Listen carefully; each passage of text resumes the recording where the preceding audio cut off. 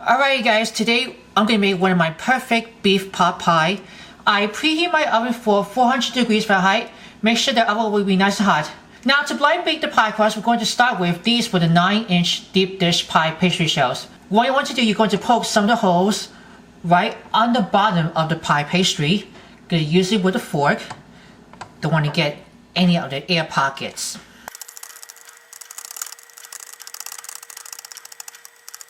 Alright, once after you poke a hole with the fork, you're going to take some parchment paper and you want to arrange the pie weights. Goes right in. I'm going to use the one with the whole almonds because this might be much heavier. Then you just want to place it onto a cookie sheet and put it in the oven to start with 15 minutes. Alright, when it's after 15 minutes, you can take it out of the oven. You want to remove the pie weights that I have with this almonds that I'm using for.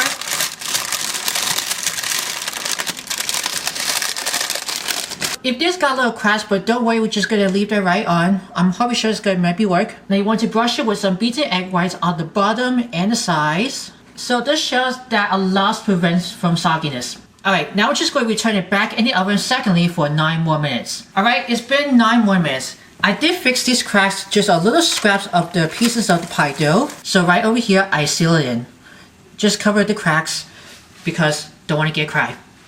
We're going to finish the rest of the ingredients. And I already thawed for 1 sheet of refrigerated pie crust. If you don't have one, you can make your own. It is completely up to you. Now, I just already transferred to 450 degrees after 400. Now we're going to make up for the beef pot filling. Now, I have here in a non-stick skillet over medium-high heat. I'm going to start with 1 tablespoon of extra virgin olive oil. Then we're going to follow by 2 tablespoons of unsalted butter. I'm going to melt that right down.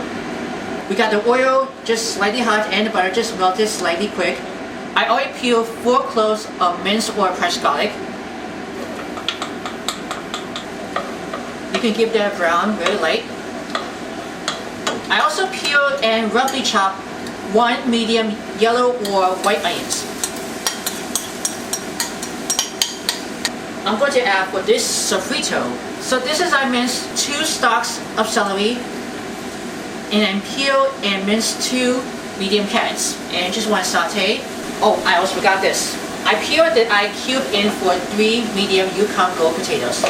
If you never have Yukon Gold, you can use yellow, white, even the Idaho or russet. Just want to saute until softened. Alright, after it's translucent, and I can see the potatoes need to soften a little more, I'm going to plot in 1 pound of lean ground beef, or I'm using about a cube beef sirloin steak tips. We're going to plop it right into that, and we're going to brown it in.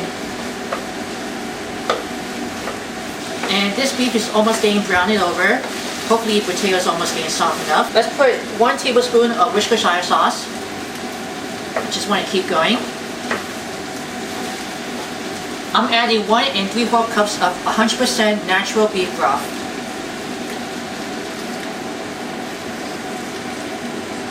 Just going to keep stir all the way to soak all those veggies.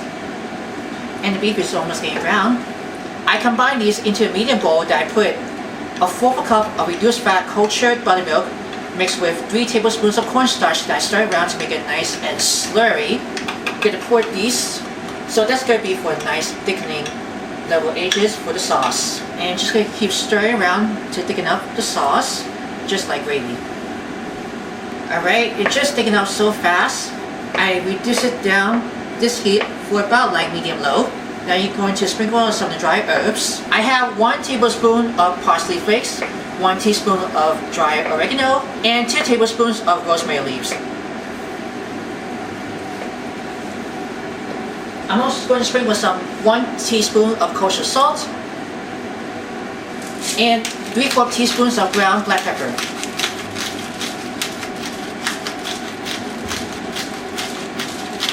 And just keep stirring occasionally.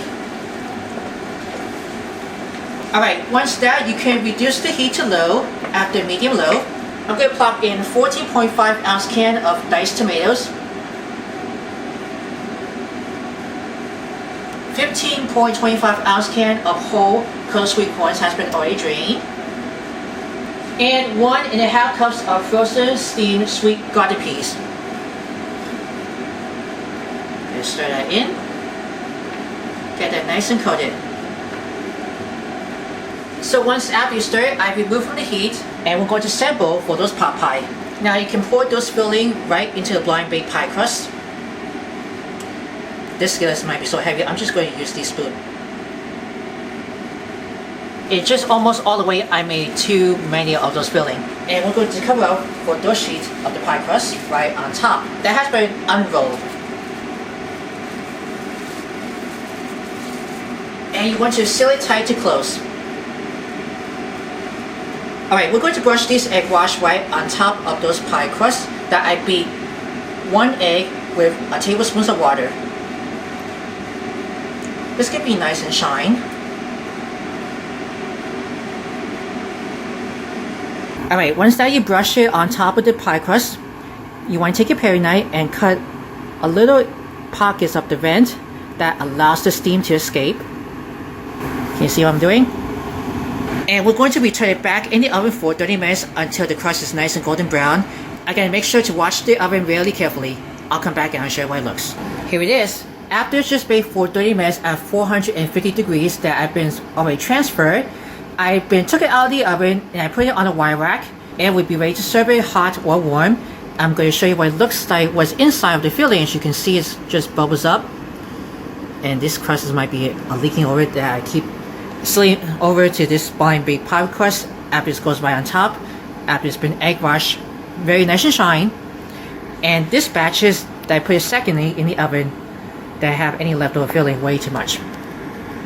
And here you go, you have it finished, one of my perfect beef pot pie. If you're interested for more recipes, write down in the comments below if you want to say something. Make sure to view all videos you watch before sharing. Subscribe to my channel. Click the bell to see all notifications about the new videos and the latest video. And don't forget to smash the like button. As always, enjoy. And yes, I make the second batches of these if I have any of those left over for the beef pot filling that I've been re-rolling for the pie crust in the oven. And I just give that nice and crisp. I hope you're sure I can watch it really carefully in the oven when the filling starts to bubbles. This is the complete pie already finished up. My perfect beef pot pie.